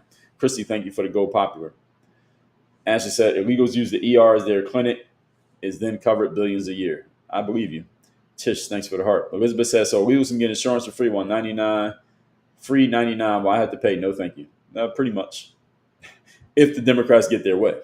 Now, again, all of you got to keep in mind as well. Right now, Trump is president. If a Democrat becomes president in 2029 by winning the 2028 election, this is going to be a thing. And the Republicans won't be able to stop it. That's why they're making sure this gets into the rule book now so it can be codified. If they can codify it. They might not even be able to. So we'll see. That's the whole point. Naked Ace said, good morning. My DOD husband on furlough right now, getting a lot of stuff done at home. Oh, well, good for him. Good for you, too. I guess you got your husband at home getting stuff done. Thank you for the gifts. Nana Cat said, I don't think a Democrat will be in office for a while. Well, Nana Cat, how long is a while? 3 years? 2028 is not guaranteed to go to the Republicans.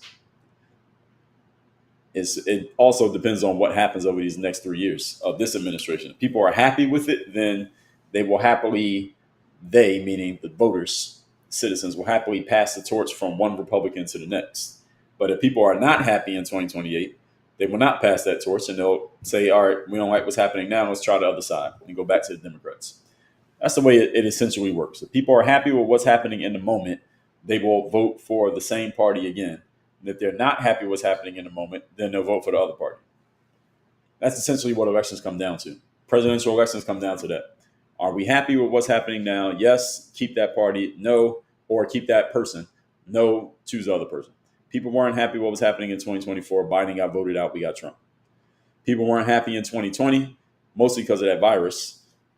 And nobody knew what the hell was going on. So in that confusion, Trump loses, Biden comes in. Allegedly.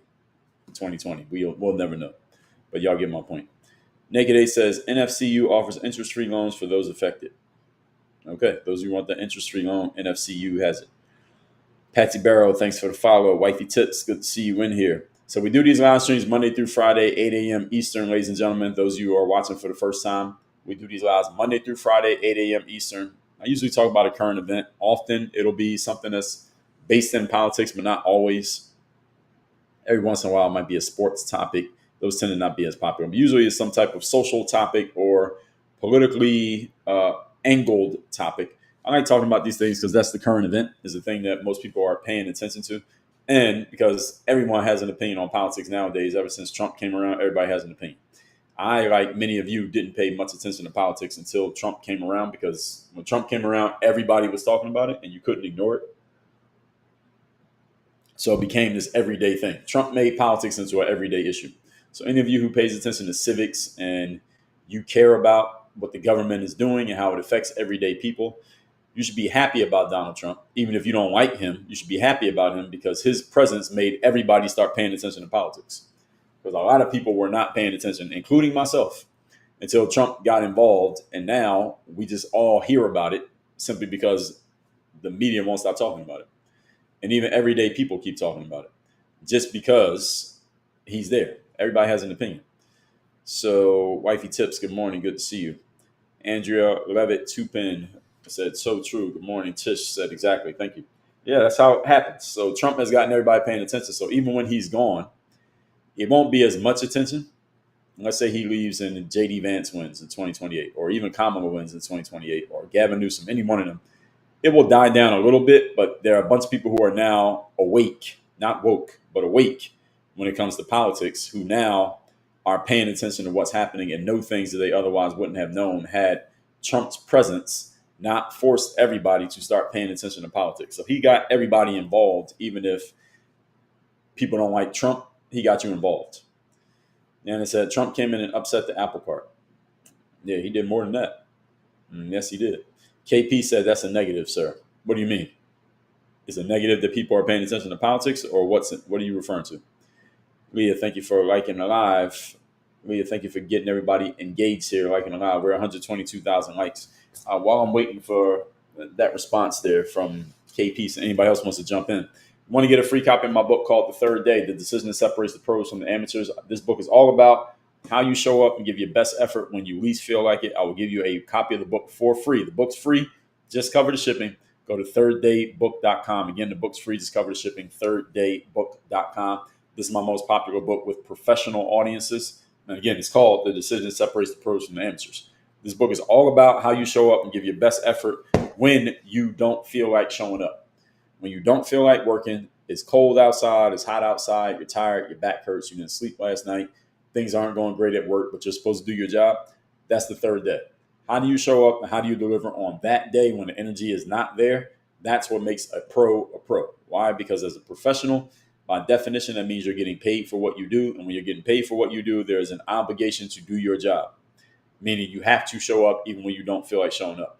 Whereas an amateur, on the other hand, since by definition, amateurs not getting paid, they don't have to show up. They don't want to. So if you're already a pro or you plan on becoming a pro, you must master the third day. Why? Because you will hit the third day as a pro. Every one of you, I don't care what you do for a living, even if you love your work, you love your business, you love your career, you love your job, there will be a day you don't feel like going to work. This book is all about how you work that day.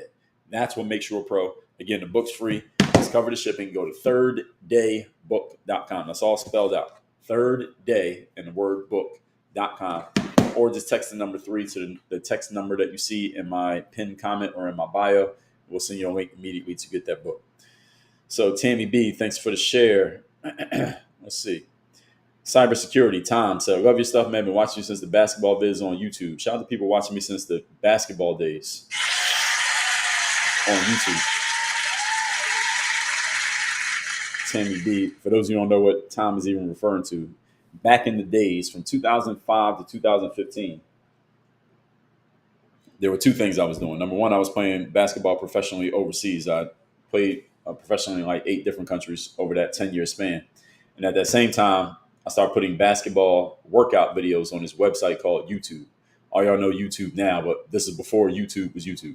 I was putting basketball videos on that site, and a lot of players who were playing basketball then were watching me then, and a lot of those people, young males and females, are now out of basketball doing other things. Like Tom here, looks like he does cybersecurity, have grown into doing other things professionally, as have I, and many of them have either they were following me the whole time during it when I transitioned out of that in 2015, or they've resurfaced and found me in other ways. So when you hear people mention basketball, those of you who are new around here, you've never heard of me before, you see me in a suit, That's what they're talking about. So I was known on the internet for basketball till about 2015. In 2015, I started talking more about mindset, business, entrepreneurship. And that's what I've been doing for the last 10 years, which is still the main thing that I do. These live streams, I talk about current events simply because those seem to be the ones that people pay attention to the most. But my main thing in business is, as I already told you, 85% of communication nonverbal. We help you master that 85% through your presence, energy, aura, your nonverbal communication, which makes everything else a multiplier of the way that you show up. That's more of a mindset, presence, energy, approach, communication skill. That's what I teach best. That's what I do best. That's our main focus of my company, which is called Work on Your Game. So anybody asking, what do I do? That's what I do. And no, I'm not a lawyer. I did not go to law school, did not take pre-law, did not pass the bar exam. I just play a lawyer on TikTok. So anybody ever asking if I'm a lawyer, I am not a lawyer. Tammy B, thanks for the share. Murphy the Mutt said, do you think the hatred will continue between parties after Trump? I don't think there's any hatred between parties. I think that's all for show. Now, are there some people who do have some hatred for Trump? Citizens, I think. I don't think any politicians really hate him. I think some politicians don't like him. I don't think they actually hate him. From what I hear, the people who actually have met him is that he is much more congenial, personable, and easy to get along with in person in conversation than he appears to be on TV. On TV, that's a lot of what he does on TV is kind of for show. But that in person, he's much more a nicer, calmer person than he appears on the microphone, which makes sense because if you're going to win presidentially, you got to put on a show. He puts on enough of a show to have his audience, but he's not really like that. I've heard people say that about him even before he was in politics, that just talking to him normally, he's just a normal person who asks interesting questions and he's friendly and he makes jokes and he's just a good conversationalist. In other words, he's the opposite of Kamala Harris. That's what I've heard. Even Bill Maher, who bashes Trump a lot, he went and met with Trump. He got invited to some event with Trump. And then he went to it, and then he got on his show and said, the guy is actually a whole lot nicer than I thought he was. Y'all heard Bill Maher say that? But I've heard a bunch of people say that, even in business. Before politics, I heard people say that about Trump. So, Murphy the Mutt, answering your question, I don't think anybody hates Trump. I think they pretend to hate Trump because they get paid for being a social media influencer, and they bash him. Every 3 hours, they got to post something negative about Trump. That's kind of like what their job is. The politicians, of course, politicians are all playing the game. Democrats and Republicans go to dinner together, and they go to dinner and have drinks together after they get done arguing with each other on CNN. All right, they're all playing the citizens. They don't hate each other at all. They, again, when the cameras are out, they act like they hate each other. Then they go have steak dinners and drink wine together after the TV cameras go off. All right, so Democrats and Republicans do not hate each other at all. They're all eating from the same plate, and they're all pulling money off the same tree. And that tree is your tax dollars, by the way. So hatred between parties doesn't exist. That's all for TV. That's made for TV play. KP said, many people that don't care continue to not care. People that are engaged knew the consequences. What does that mean? KP 79. I mean, what you said, that's a good, I don't know. I don't know what you're saying. I need more context. Say it in plain English here. Blazing Phoenix, thanks for the follow. Indie Valley Girl says, sometimes I think Dre can read my mind. He's always spot on for me. Well, thank you. I appreciate that.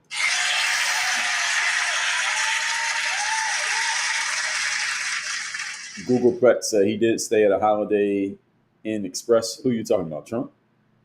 Gina P said, you are so very correct. Thank you. Miss Kim Bakes, thanks for joining. So what else was I saying here? I'm trying to figure out, KP's what you're saying here. I'm asking you for some context. So many people that don't care continue not to care. What does that even mean? Sounds like you got that off a fortune cookie. People that are engaged knew the consequences. What does that mean? Consequences of what? Consequences of the elections? And people talk about the consequences as if, again, what's actually happening right now? What's happening that's so terrible right now? Anthony Ortega said it's all about mindset. Well, mindset is definitely the starting point and the ending point. Anthony said, and the bots be spamming hate. Yeah, there's a lot of bots out there, and it's actual humans. There are actual humans. I mean, it's their job, though. They're paid influencers. So the Democrats spent a lot of money on paid influencers. You want to know how Kamala spent $1 billion in last year's campaign? Because a lot of that money went to the influencers. And a good amount of it went to Oprah. A good amount went to Beyonce. Then a good amount went to paying the influencers to keep saying stuff to promote whatever she was doing and make it seem like she was untouchable. And it worked for about a month. But eventually people were like, okay, it's cool. You're popular, allegedly. But now actually tell us what you're going to do if you're going to be president. And she couldn't answer the question. And that's why she lost. The issue for Kamala Harris that Gavin Newsom does not have is that Kamala Harris is a very bad public speaker. She's not a good conversationalist. She has very little by way of personality. She's not a good public speaker. That is a terrible combination of traits if you're going to run for president, which is why, again, only way she became a nominee is by backdooring it when Joe Biden backed out. Otherwise, she would not win a primary. You can't win a primary without good public speaking skills, and Kamala does not have them. So any of you who's a Kamala supporter, don't shoot the messenger. All right? I didn't make this the reality. This is who she was. And she's 60 years old, so it ain't changing. You are stuck with her. User said, how can anyone vote Democrat when they have revealed they put illegals before Americans? Well, it depends on the framing, user. Very easily. I'll tell you how. Let's say I'm a Democrat. Here's how I'll frame that to answer your question. Let's say I'm Kamala Harris, and I'm Kamala Harris with some actual communication skills. And you ask me that question in front of an audience of people. Say, hey, Ms. Harris, how could you tell people to vote Democrat when your party has put illegals before Americans? I would say something like, first of all, we are a country of immigrants. That's not actually true. We're a country of citizens. But I would say this. If I'm a Democrat, this is what I would say. We're a country of immigrants. And my parents were immigrants. I can't be an immigrant because therefore I can't run for president. But my parents were immigrants, and my best friend is an immigrant, and my neighbor's an immigrant, and my husband or wife is an immigrant. I would say something like that. I would talk about all the immigrants I know and how they're great people, and look at all these great immigrants out here. I would say anybody in this room who's an immigrant or your parents are immigrants, stand up, and 80% of the audience would stand up. So that further supports my argument. And I would say, hey, we're a melting pot here in America. And we became what we are because people have come from all over the world to make us into this beautiful nation. That's the land of the free, home of the brave, and it's the land of opportunity. It's a place that anyone can come, and you can start at the bottom, you can get all the way to the top. We have so much upward mobility here in this country that we allow anyone who's from anywhere to have an opportunity here in America. This is about opportunity. It's not about shutting people out and blocking people from having a chance. It's about giving everybody a chance. And I would say that with a whole lot of emotion. I would pause because the crowd would be applauding for me. And then I would continue my answer, user 7136, by saying that we want to allow anybody here to come and compete and have a chance. And if you're an American who's already here, you have a chance to compete. And if someone else comes in and they want to compete, they can compete too. And this is the way that it works. We have the best of the best competing against each other, and the cream is going to rise, and the best performers are going to get the best results. That's why we allow this to be a country where everybody has a chance and everybody can win. And if you want to see everybody having a chance and you want to be amongst the best of the best, then of course you want to allow people to come into this country so we have more chance for everybody to succeed and compete against each other. Who could be against that? And then I will pause again because I'll be getting a standing ovation from the crowd. So user 7136, if you noticed, I didn't actually answer your question, but I talked around it so eloquently and used so much emotion in the process. Emotional, damn it! That nobody will notice that I didn't answer your question. And because everybody is cheering for me, it will completely drown you out and you can't ask me another question. That's how I would do that if I was speaking at a town hall and I was Kamala Harris. Now, unfortunately, Kamala Harris does not have my communication skills, so she would fumble. She would answer the question. She would do a little bit of what I just did, but not as smoothly as I would have done it. That was just off the top of my head. But if I could prepare for that question and think about it a little bit more, I'll come up with a really, really smooth answer that would sound really good. Kamala had time to prepare and a bunch of speech writers, and she still fumbled because she's just not a good speaker. But that's how I would answer the question directionally, user 7136. But that's an easy one to walk around. You're asking the right question, but it's a easy one to walk around when you frame it that way. I would just ignore the part about illegals, and I would change your question of illegals. I would talk about immigrants, and I talk about how immigration has been great for America, and I would frame my whole answer around that, plus a heavy dose of emotion, and it would completely ignore your point while at the same time drowning out your question and basically letting the audience shout you down with applause. That's how I would do that. That's what politics is. Politics is about not answering the question. It's about answering the question that you want to answer, not the question that they ask you. And anybody who's been interviewed enough knows that that's the way it works. If somebody asks you a question that you don't want to answer, you answer a different question, and you answer it so well that people forget about the question that you didn't answer. That's how, if you want to be a politician, you got to get good at that. So that's how it works. So Freedom Rider said, I think KP is regretting to people who doesn't care about politics. I guess. Team TNT said, uploaded 5-year book's going to be a great day at work. What do you mean you uploaded them? You mean downloaded Team TNT? Where did you get them? You got Audible, audio, digital? What are you talking about? Marwa says she's not likable.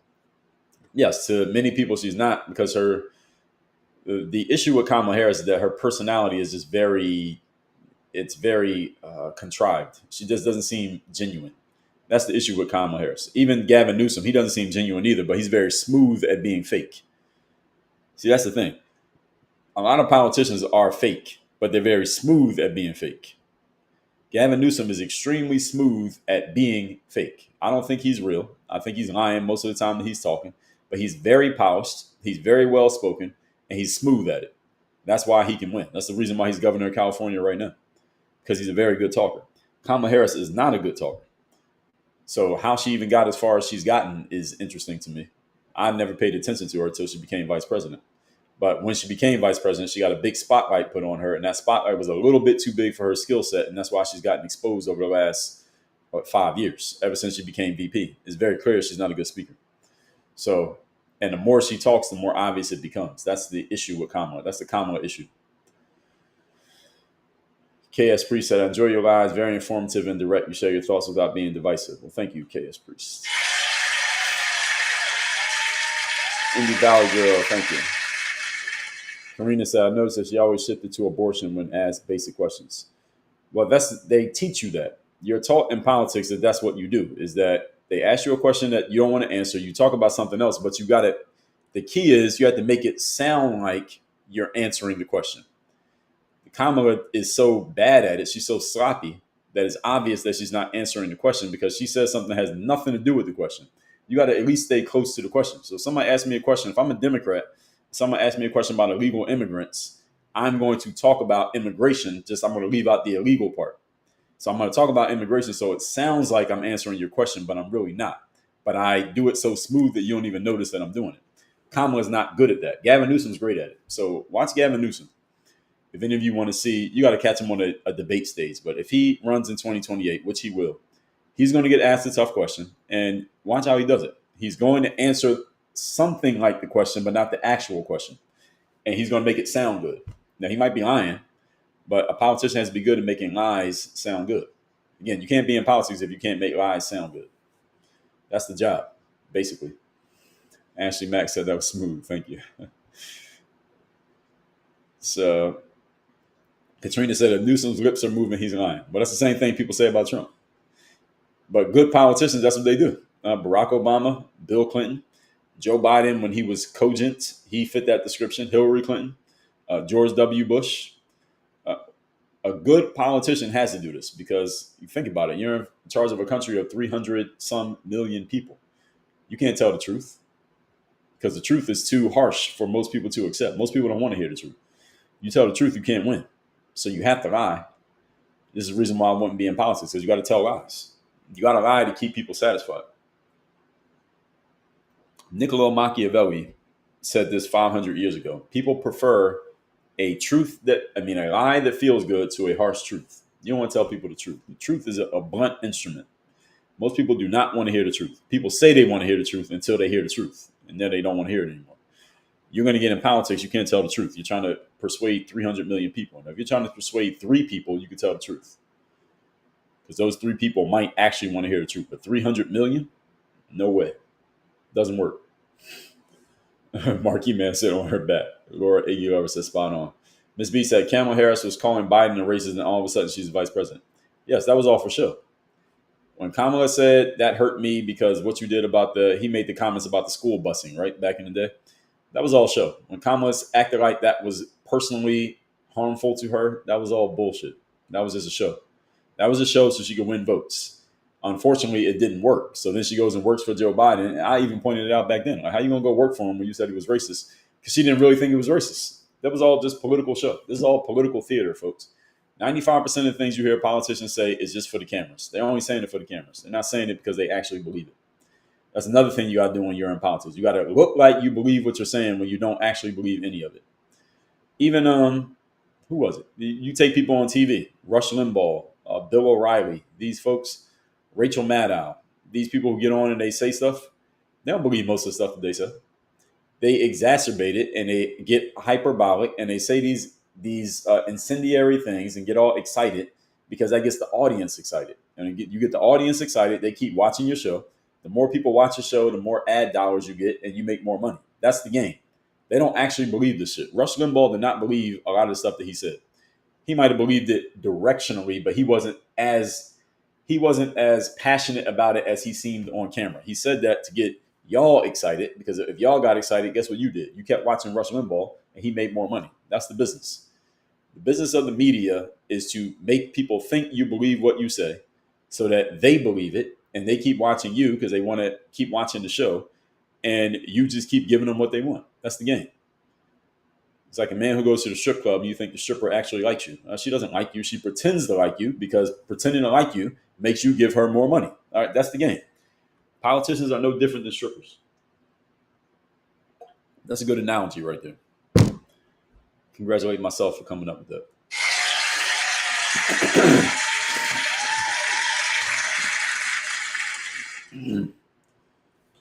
So they just pretend. All of them are pretending. And so don't get excited about the stuff you see on TV or on social media. That's all for show.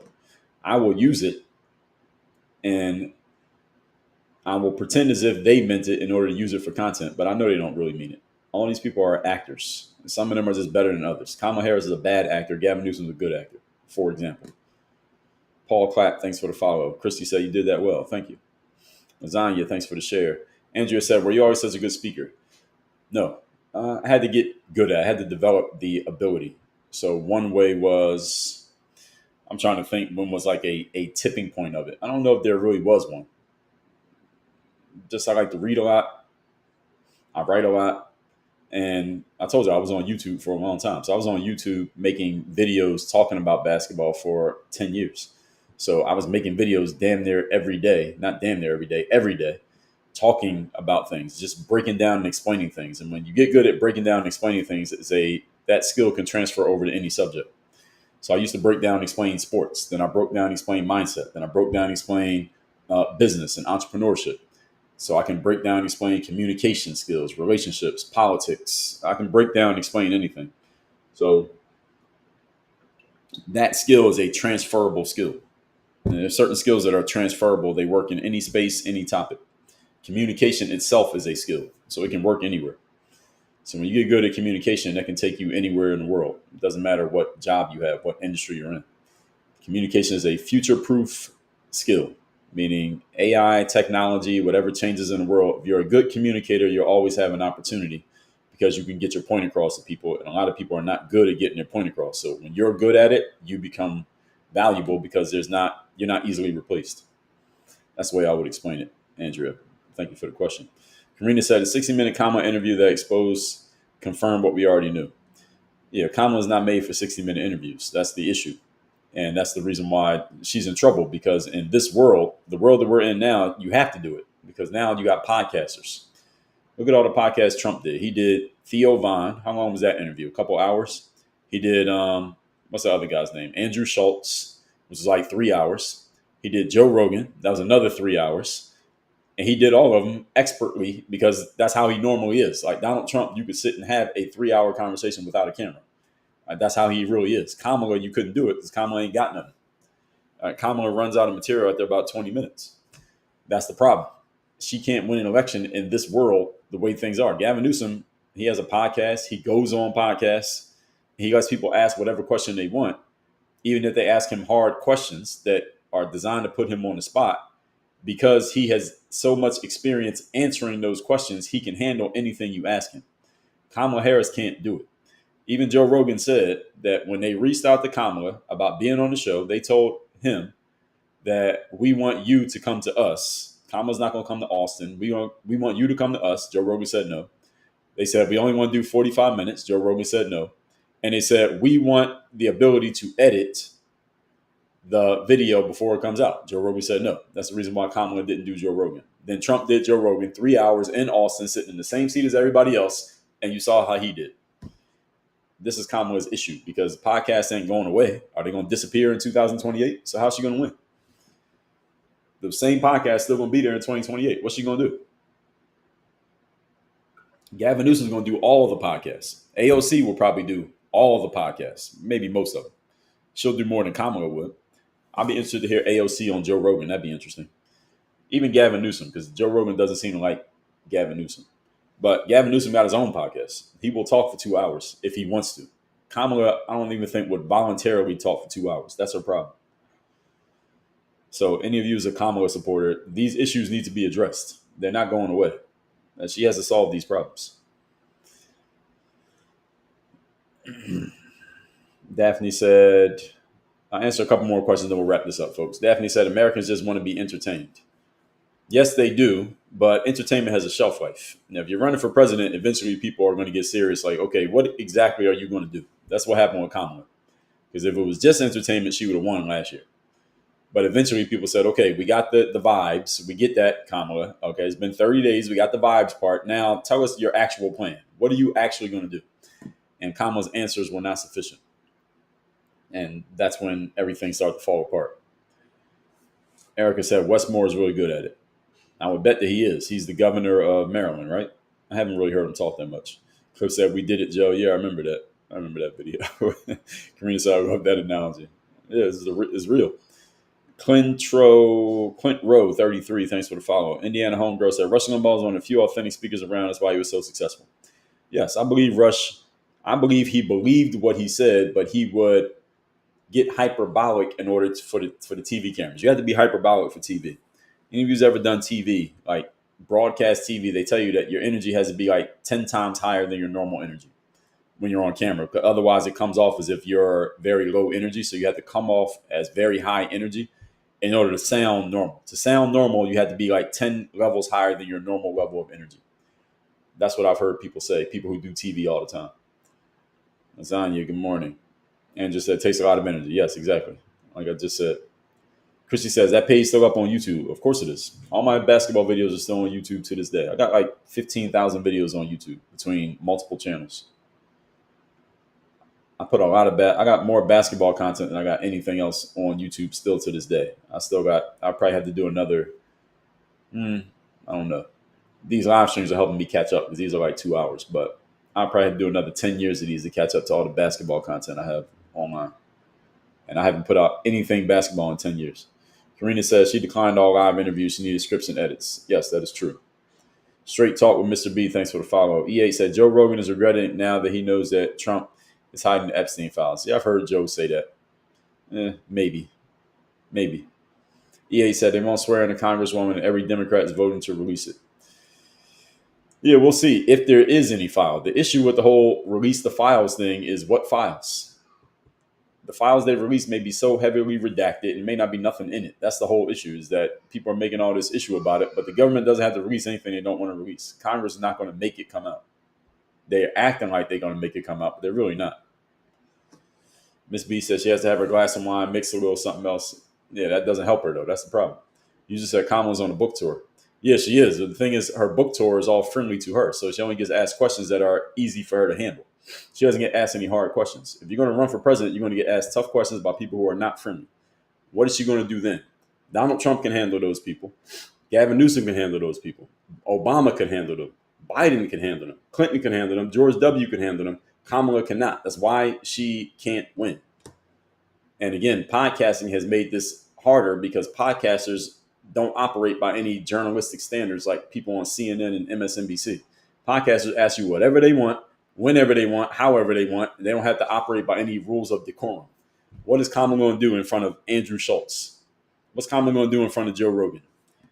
She doesn't have an answer for that question. That's the issue. Carolyn said, I disagree with you on Rush Limbaugh and Bill O'Reilly. They are true orators and believers. Carolyn, I believe that they believed it. What I'm saying is they talked directionally. They told you what they believe. I don't think they believed it as passionately as it seemed on camera. They got passionate on camera to sell the idea. Same thing with Donald Trump. He gets passionate in front of a microphone to sell the concept. Because if he doesn't sell the concept, you won't buy it. People buy your energy. They don't buy your words. So Rush Limbaugh understood this in his bones. Bill O'Reilly understood it. In his prime, he got it. Donald Trump gets it. You got to sell people that you believe it so that they believe it. But you don't have to believe it as much as it seems like you believe it. That's the sell. Marwa said, if Kamala had more time, you think she would win? No, I think if she had more time, it would have been worse. Because the more she talks, the worse she sounds. Because she doesn't have a lot of substance. That's the same thing I said about Miss Crockett in Congress. People who have no substance, the best thing you can do is let them keep talking. Because eventually you get to the bottom of their well. They have nothing else, but now they got to keep talking. It's going to become obvious. People like Kamala are good in short doses. Same thing in the dating world. There are some women who are good in short doses, and after about 2 days, they got to go. And if you take them in 2-day doses, they're actually very enjoyable, fun to be around. But you let them stay around for a week, you're going to be like, I hate this woman. She got to go. Same thing with Kamala Harris and Jasmine Crockett. Jennifer said, I like your tie today. Thank you. Dilita, oh yeah, I heard somebody mention her yesterday. Always say you're making great points. Thank you. Alyssa said you hit it right on the nail. Thank you. All right, so we're about to wrap this up in a moment, folks. Christy said even crooked Hillary can handle them. Yeah, well, Hillary is a career politician. She should be able to handle them. She's a polished politician. She was very fake, but she was polished. She was fake. She was polished at being fake. Gavin Newsom, polished at being fake. So people who are best at being fake but making it sound real, those are the ones who win. Barack Obama, expert. That's why he won 2 elections. Miss B said, your channel is so entertaining, educational, very informative. I enjoy every minute of it. Well, thank you. Marky said, OC is getting better. Who's OC? Alyssa said, I love hearing your perspectives on these politicians. Well, thank you. All right, we got to wrap this up, folks. I got a call at 10 o'clock. I got a call in 3 minutes. So this book, The Third Day, thirddaybook.com. This book is free. Just cover the shipping, thirddaybook.com. I'll send you a free copy of the book. Just cover the shipping, thirddaybook.com. Make sure you text me as well. My number's in my bio. Text the word live. We'll send you a link to a page that has links to all my free books and all the other stuff that we have. Text me, again, 305-384-6894. I will see everybody tomorrow morning at 8 a.m. Eastern. Thank you, everybody. Thanks for the support, the live likes, the gifts. Thank you, Anastasia. I see you. And everybody else who sent gifts. I didn't recognize everybody who sent a gift, but I thank you. All the new people, glad to have you here. All the regulars, glad to see you all here. Moderators, appreciate you. I'll see everybody tomorrow morning, 8 a.m. Eastern. Work on your game. We are out of here.